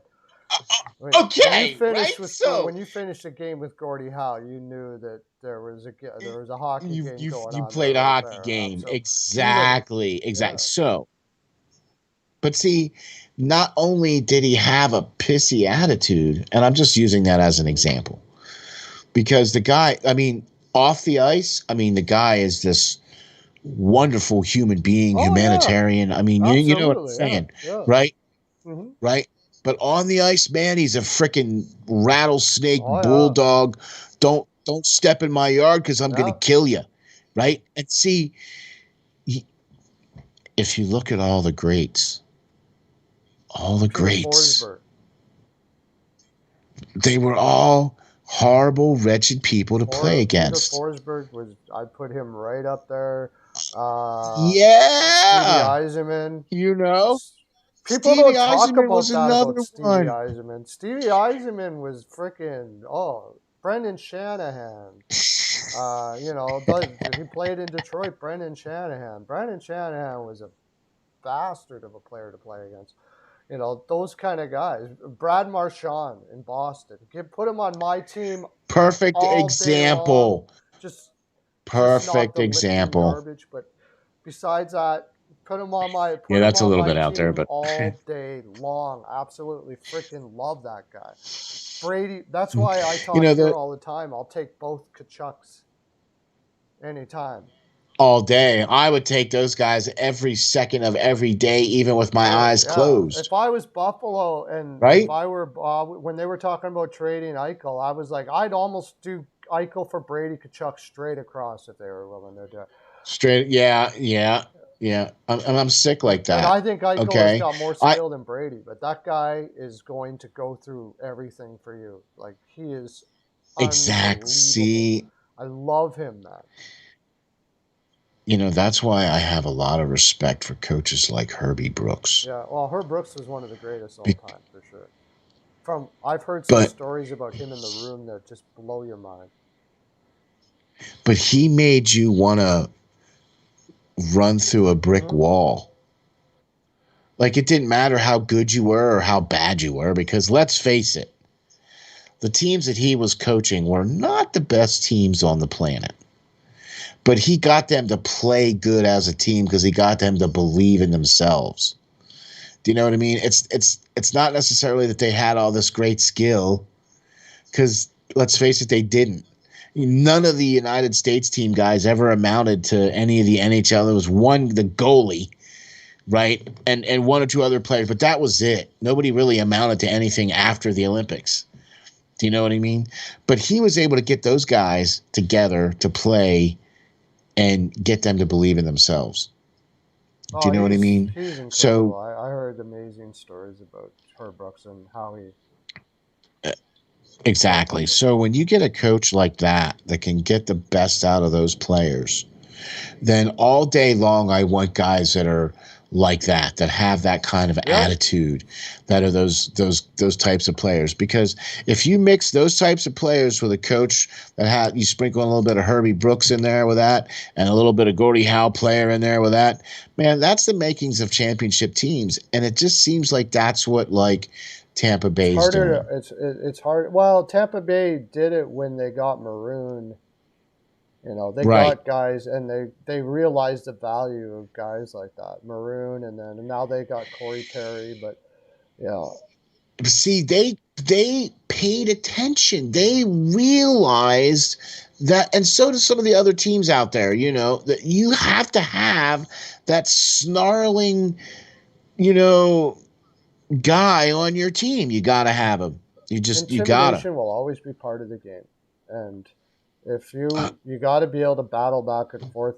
You got to be able to battle, and it's an emotional game where if you're not feeling It confident is. about yourself, and you've got players that can make people not feel confident on the other side, you can beat Exactly. skill.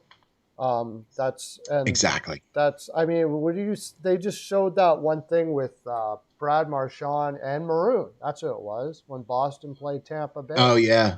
and they were Yeah. like, and Maroon and Marchand, they were going off the ice, and Marchand was going, "I own you, buddy. I freaking own you." And he kept on saying it over and over again. I own you. I own you. And and Maroon is like, I got 3 cups, dude. What do you got? Now I Marchand's mean, got what do you Marchand's got own? 2, right? Yeah, I think he's got 2, 1 or 2 at So, but least. he's got 3 cups, so he just says, I got 3 cups. So, you know, yeah, whatever. But the fact of the matter is they're playing on each other and trying to up the other person in any way they possibly can. And that's what hockey is all about. And if you have too many players that don't do that, I don't care how skilled you are, you're going nowhere. You're going nowhere. Because number one, those players are the types of players that are going to get up into other guys' faces when you try to rough up their stars. Yeah. Okay? They're those kinds of players where they're going to be like, hey, what are you doing over there skating next to this guy? That's not who you're supposed to be skating next to. I mean, look, you can never take away the intimidation and the quote unquote enforcer factor out of hockey until you remove, or unless you remove, either A, fighting, and or B, hitting. Because if you and I'm here to tell you, none of those are going to get removed No, out of hockey, it's never going to right? happen. And so it's not going to happen. And so now you're always going to have those guys that are always going to be out looking for the small guy on the team, or looking for the guy on the team they can hit and run into the ground and see what happens. Yeah. There's always that guy out there, right? And if you don't have somebody on your team that stands up to that, that prevents that makes that guy answer to something other than a small, punitive little forward that all they do is score. I mean, you get what I'm saying? Right? See, to me, that is the intricacies of hockey. To me, I want to see more of that. I want to see more of those guys. I want to see teams be afraid to play other teams. Yeah. Yeah. You Well, know? I mean, great coaches will tell you, you got to, if you're not tough to play against, then you're just not going to win. It's All the New great Jersey is having players. that problem right now. They got to learn how to be tough to Yeah, play against.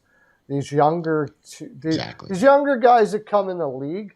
I mean, that's why people say, okay, we put them down into the AHL and they grow and they learn.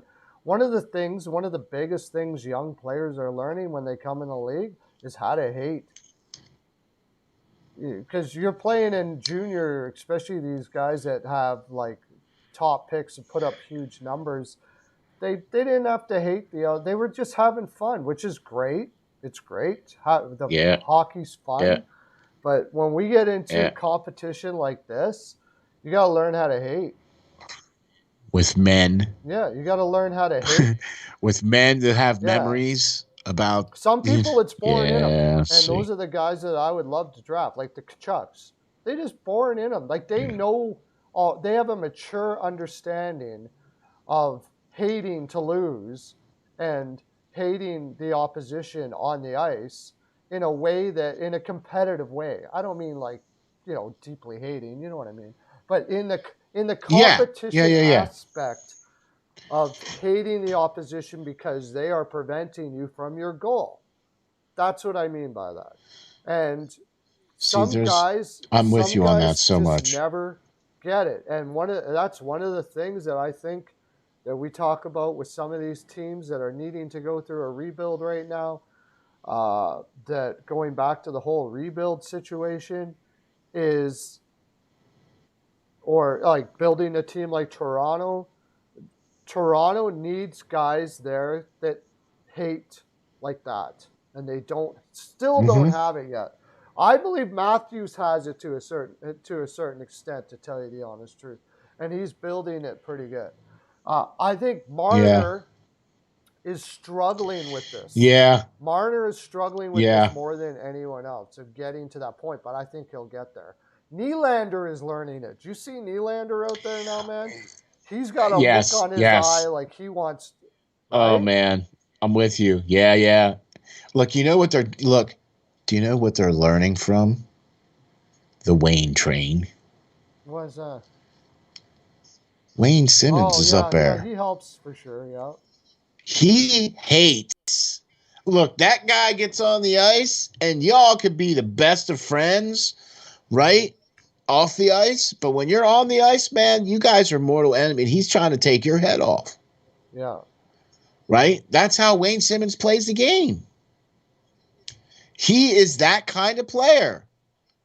Right? He's the guy that's going to stick up for your, for your star. Hey, what are you doing touching this guy? This ain't where you're supposed to be. You want to touch somebody, you touch me. Right? That's the Wayne Simmons way of playing. So it doesn't surprise me that those guys up there in Toronto are starting to learn that a little bit, because they need that. Yeah. I really hated seeing him leave Philly, but I'm with you. They haven't been able to find guys, and they haven't been drafting guys like that, and that's the issue too. Exactly. Yeah, exactly. So you got to get some guys like that. If I were a team and I was looking at drafting, it would be like almost my number one thing I'd be looking for in a team is that. Yeah. Is that, all you have to do is look at all the greats. All the great players throughout sports and time. Okay? Like, I'll give you an example. Muhammad Ali, right, was one of the greatest boxers of all time. But he hated you if you were across the mic from him or if you were across the ring from him. And he did everything in his power to either A, intimidate you, or whatever it took to beat you down, whether it was mentally, physically, it didn't matter. That's what he was all about. Okay? But all of the greats are like that. All the great players. I'll give you another example. And this one is very near and dear to my heart. Mean Joe Green. I mean, they called him Mean Joe Green. Well, why do you think they called him that? Right? All you have to do is go back and look at the footage, man. He was kicking guys and pulling guys and choking guys. Yeah, man. It didn't, because that's what they were doing to him. Right? Back in the day in the NFL, it didn't matter, man. You could kick guys and punch guys and step on guys and, clothesline guys. That's how, and then all that stuff was legal back then. You know what I mean? But that's how they played. But he was somebody that the opposition hated, that feared. There's another perfect example for you too. John Randall, who played for Minnesota Vikings. Man, that guy, he hated everybody. He hated his own teammates. I mean, you get what I'm saying? But we're talking about Hall of Fame players here. Okay, it's the same thing. Gordie Howe, he was not the best guy to play up against, right? He's in the Hall of Fame. Wayne Gretzky was not the greatest guy to play against, but he never said anything, right? He just did it by just blowing the doors off everybody by scoring so many goals that you couldn't do anything but hate him. Right? You know what I mean? But all the great players are great, and they all have attitudes. They all have that killer instinct. Do you know what I mean? That's kind of what I call it, is that killer instinct of that.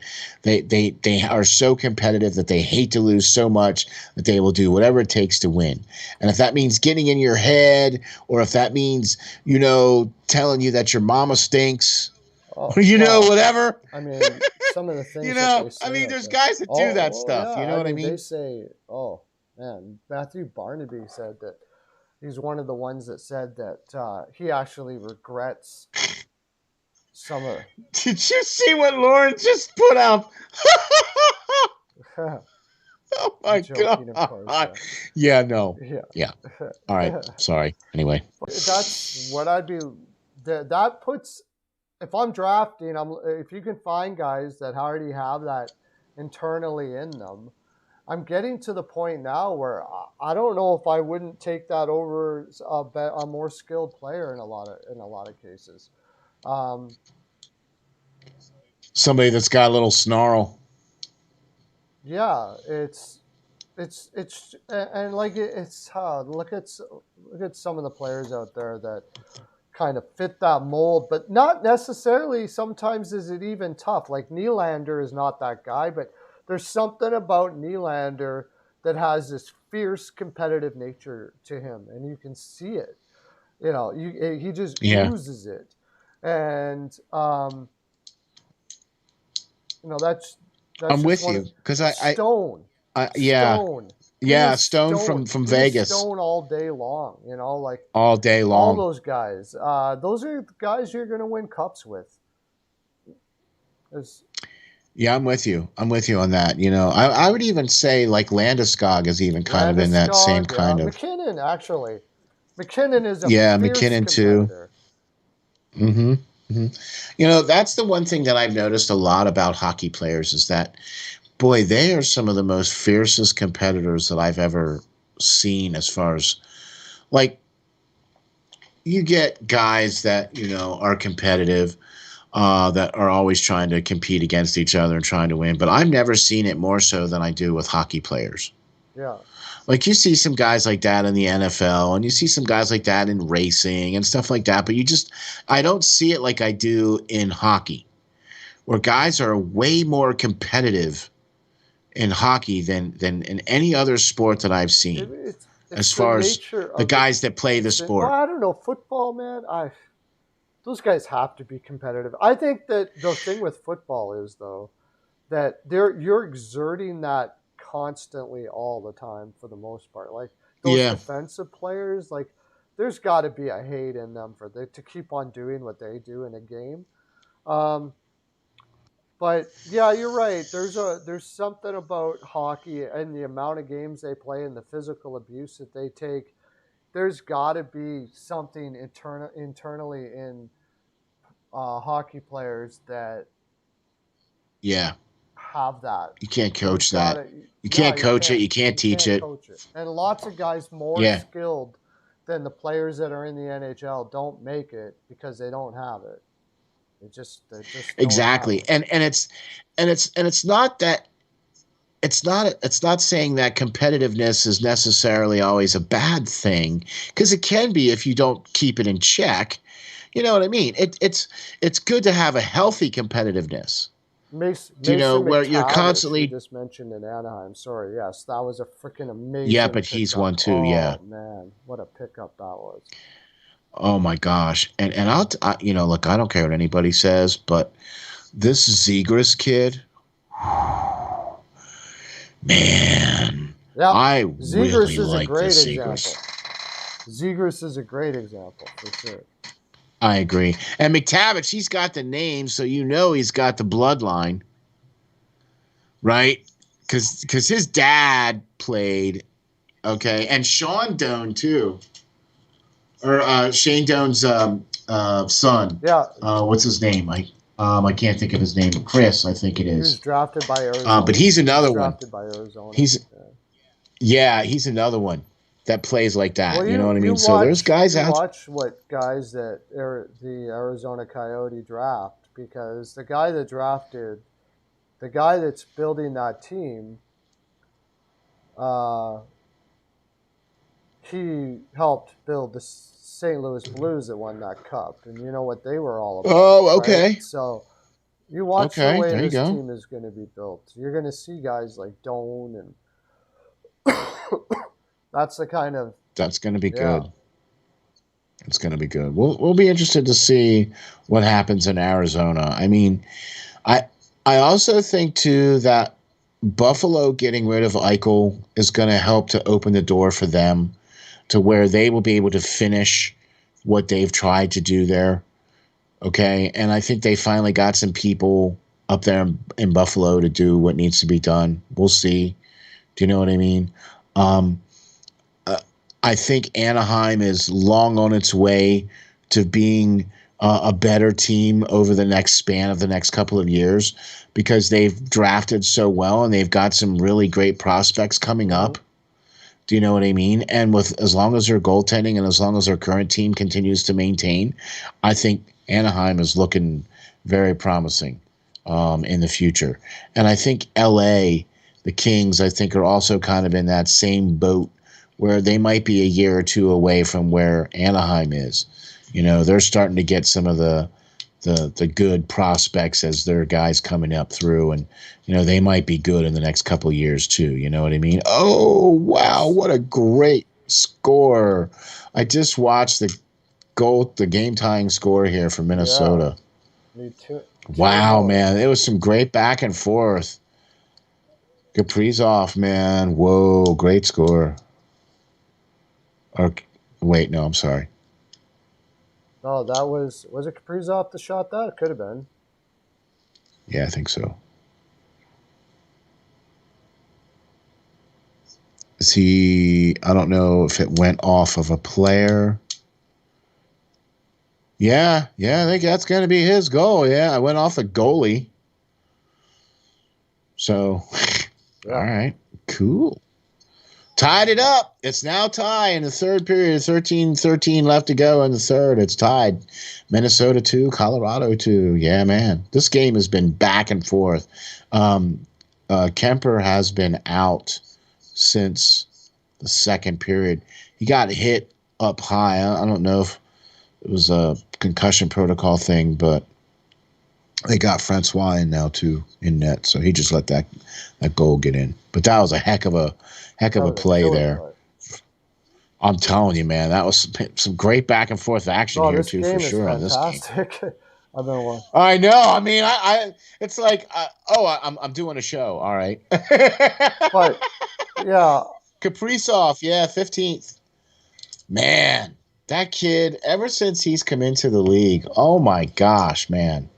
What an amazing story he has been. oh And then coming into Minnesota and winning the rookie of the year. And then now he's at 15 goals already this yeah, and season. talking about okay, he's not a guy that is like overly physical, but he doesn't back down from anybody.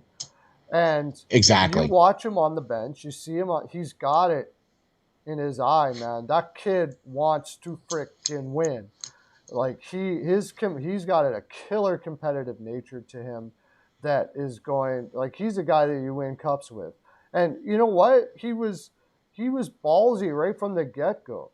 First of all, he stayed in the KHL and he Yeah. went that direction. And that's ballsy. He puts you could Yeah. like maybe people don't like it when players do this, but he almost held out for his contract and all that. And they were like, I heard people saying, this he's a spoiled brat kid or whatever the case may be. I saw a guy that was saying that I was saying to myself, this kid believes in himself. This kid believes in himself He's, 100%. He's not. well, let me put it to you like, He's not even yeah, I'm thinking with you. like it's not about money so much. It's like, look, I am. I'm worth every penny of this, and I'm going to prove it. And he's doing it. And you know what? I was just going to say, you know what, Pearlo? He is. Got 15 goals already. Okay. We're not even at the halfway point, and he's at 15 goals. Yeah. I mean, Yeah. I don't know Well, about you, but that to me is worth the 30 money. goals scored.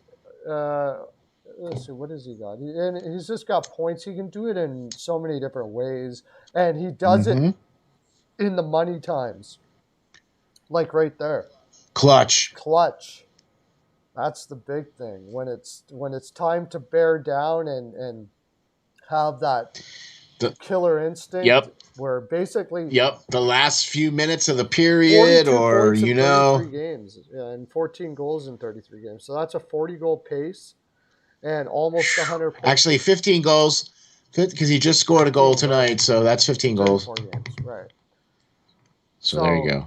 So yeah, that's getting closer to like 35 goals and 90 some points. Wow, that's pretty good for a second-year player who he signed what, a 1-year deal, or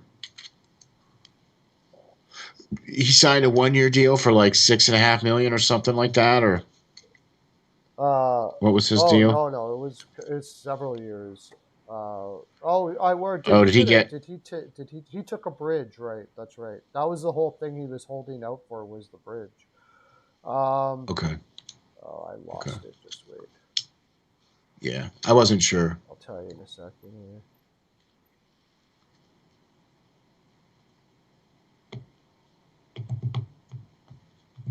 Oh no. I thought I just had Kaprizov updated. Uh-oh. I thought that's what he did, though. I thought he signed like a shorter term deal for less money or something like that. That's what he was holding out for. Right. So I think after his bridge deal is done, or whatever deal he's on now, then yeah, he's going to be making the big bucks. I mean, he's already at 15 goals already. You know what I mean? And we're not even at the halfway part. At the halfway point. You know what I mean? So I don't know. I think he's another one that I've been. I mean, look, I understand why sometimes people would have a problem because he stayed in the KHL and then didn't come out until later. Do you know what I mean? And so he's a much older, quote unquote, older rookie. Well, yeah. You know, he did it. He did it the Eli Manning way. He took a 4-year deal. 1, 2, 3, 4, 5-year deal at $6 million per. Okay. Which at the end of that will be, how old is he now? He'll be a free agent. He'll be 28. He'll be a free agent after that. That's what it was. And the deal was, the reason why he didn't want to do the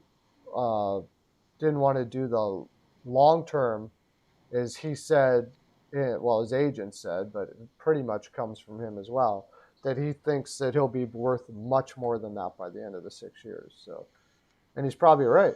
He's, makes sense to me, because that just gives him that much more seasoning, that much more experience. You know what I mean? That many more goals. I mean, the guy's already got sick, bloody hands. You know what I mean? Hey, sports geeks. He's Skylar Brindamore doesn't look like he's going to be an NHLer, Lauren. Doesn't. It would be very surprising going by the numbers he put in up and stuff like that. Sports geeks, how you doing, buddy? So yeah. Anyways, we didn't even talk about the games or anything, but we said we were going to talk about rebuild, and we sure did. Sure did. But we do have some games. I can't believe that how many games they put on for today. Yeah. Do you know what I mean? Like, I'm just not used to this, I guess. I don't know. But I'll give you a quick update on what's going on right now. Minnesota and Colorado are tied at 2-2. 10 minutes and 23 seconds left to go in the third. San Jose all over LA Kings, 5-1, 11 minutes to go in the second on that Yeah. one. Arizona leading Montreal by a goal, 6 minutes 43 seconds left in that game. In the second, in that game, 3-2, Arizona over Montreal. Seattle and Chicago just started. They're 11:40 left in the first. So we got Philadelphia tonight at 7:30 against New York Islanders. Boy, that's a coin flip game. Then you got Nashville against St. Louis at 8 o'clock. That's probably the game I'll be watching. And then Pittsburgh against Vegas, right? And then we already have the final where you got that one, Pearlo. Detroit 3, Buffalo 2, so you got 5. Yeah. Weren't you on the over on that one? No, I was on Detroit to win. Well, they did 3 to That's the 2. only one I've got right so far. It's not Okay. a good day for me. Not a good day. No. Day. Did you pick San Jose? No. And I also picked the under, and I had the under on the Canadians and Coyotes, which will come in if nobody scores a goal for the rest of the game. And I had 3 to 2 right now. Over 6 for the Wild and Avalanche, and that's possible, but I don't think so. It's not looking good. One more goal is going to happen there. It's not looking good, dude. I think it's not looking good. I'm putting the pen away for the rest of the day. This is sometimes you just gotta take your losses. You gotta cut your losses. That's right, and just accept it and move on. So, well, let's get into it here. We got a couple minutes left here. What do you think about this Philadelphia New York Islander game? I think it's a coin flip, to be honest with you. I think I got Islanders and the under on that. Yeah. It's in New York. Philadelphia hasn't been scoring with a darn. The Islanders pretty much are the same way. Philadelphia actually hasn't been playing the worst defensively, and the goaltending has been okay. I don't know why they're putting Jones in, though. Probably because they're playing tomorrow. Oh, it's on a back-to-back. That's what. Yep, it's a back-to-back. It's a home-at-home, actually, with the Islanders. Okay. Yeah, so they're playing in Philly tomorrow. So Sorokin today, and then Hart against Hart tomorrow. Yeah, I just have no. So you got Philadelphia just has no gumption or want to do anything. Exactly. There were some dangerous things that happened there in Philadelphia, in the sense that could have went either way. It could have worked really well, or it could have worked really poorly. If they did poorly.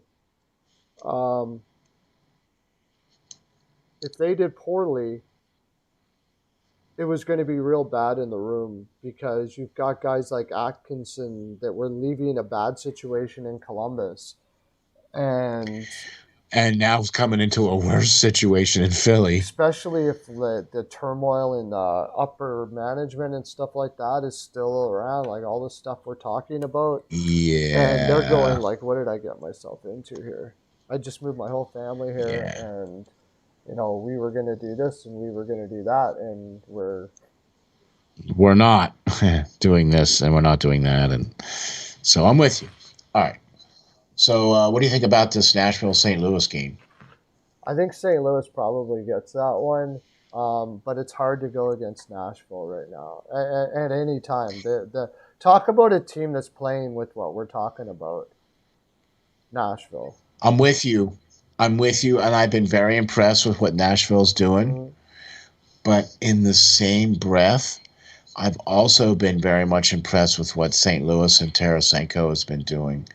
That team has been playing with some snarl as well, and it looks like Tarasenko and Schenn are both going to be back for this game tonight. Yes. Yeah. I might even. I don't know, man. It's in St. Louis. Although I do agree that Soros has been playing, standing on his bloody head, to be honest with you. Nashville's been playing really well. They're in the race for the top spot there out west, but I just think St. Louis is going to have this game in St. Louis. I think it's probable that I really love the way Nashville plays, and it's hard to take them to not win any game. They'll probably keep it close. They've They play with the Warriors mentality there in Nashville. They do, but I think so does St. Louis. Um, yeah, they got more shooters and stuff like that. They haven't. They're improving in that area over last year quite a bit.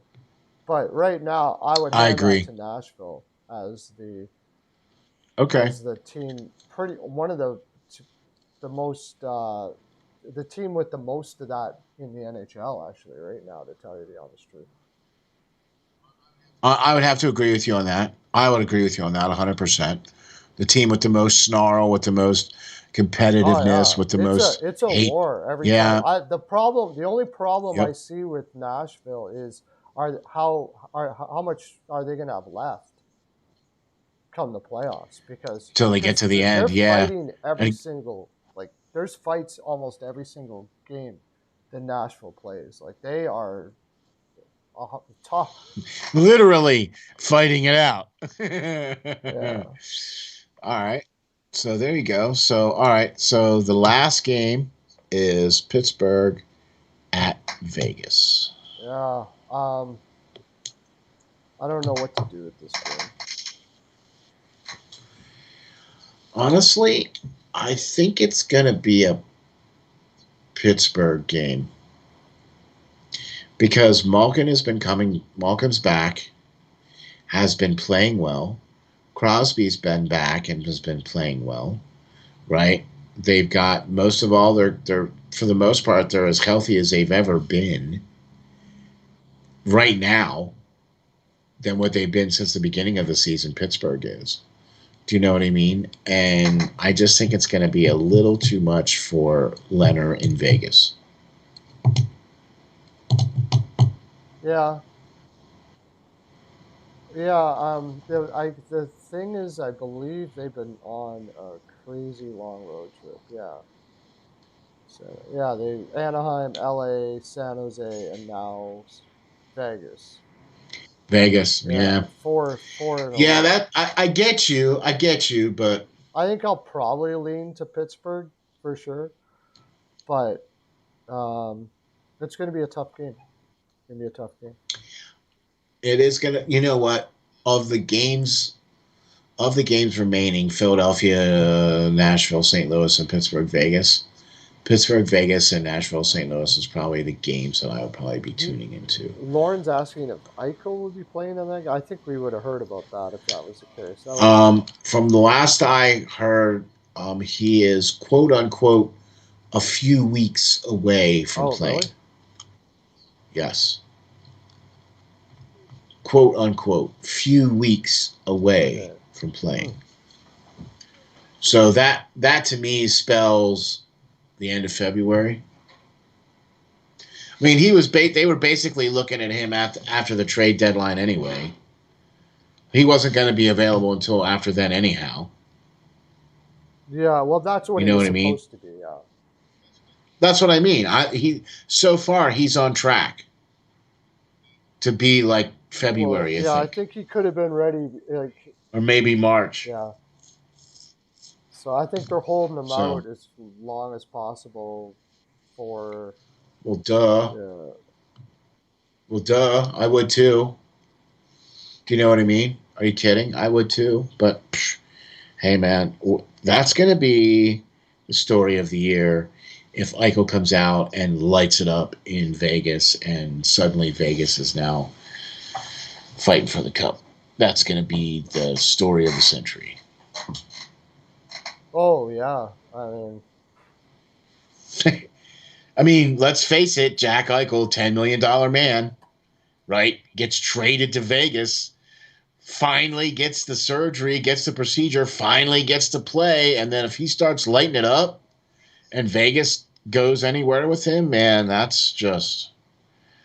it's going to be interesting to see. Whoo. This is probably the biggest story of the year is how Eichel is going to be when he comes back from all of this after all that turmoil that Exactly. happened in Buffalo and then the trade and Exactly. everything And and the and fact all that it's that time Vegas away and too.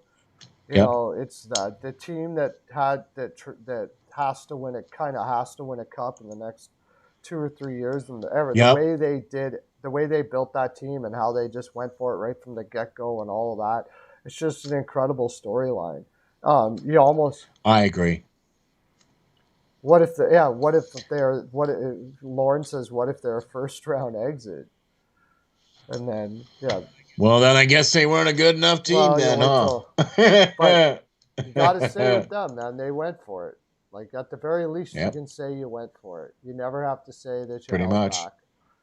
So, Exactly. anyways, I we mean, didn't hold back either, and this was a nope. great. It was nice having you on. Uh, Oh man, always a pleasure. Always, always a pleasure, it Perlo. was fun, man, and we I miss doing shows with my man Perlo. hopefully I can have somebody on tomorrow. We'll see what happens, but don't forget Okay, Manscaped. Go to Manscaped promo code Perlo Dance and get yourself set up with some fine products there at Manscaped. Man. Those guys are awesome. Uh, for sure, man, for well, sure. this is our 442. What do you got going on now, bud?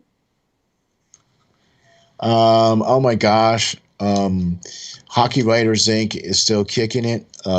Still doing the off the wall hockey. I did a show last week with my buddy Five Star.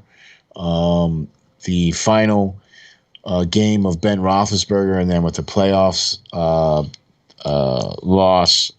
So Ben's probably going to be hanging it up this year. So congratulations to him.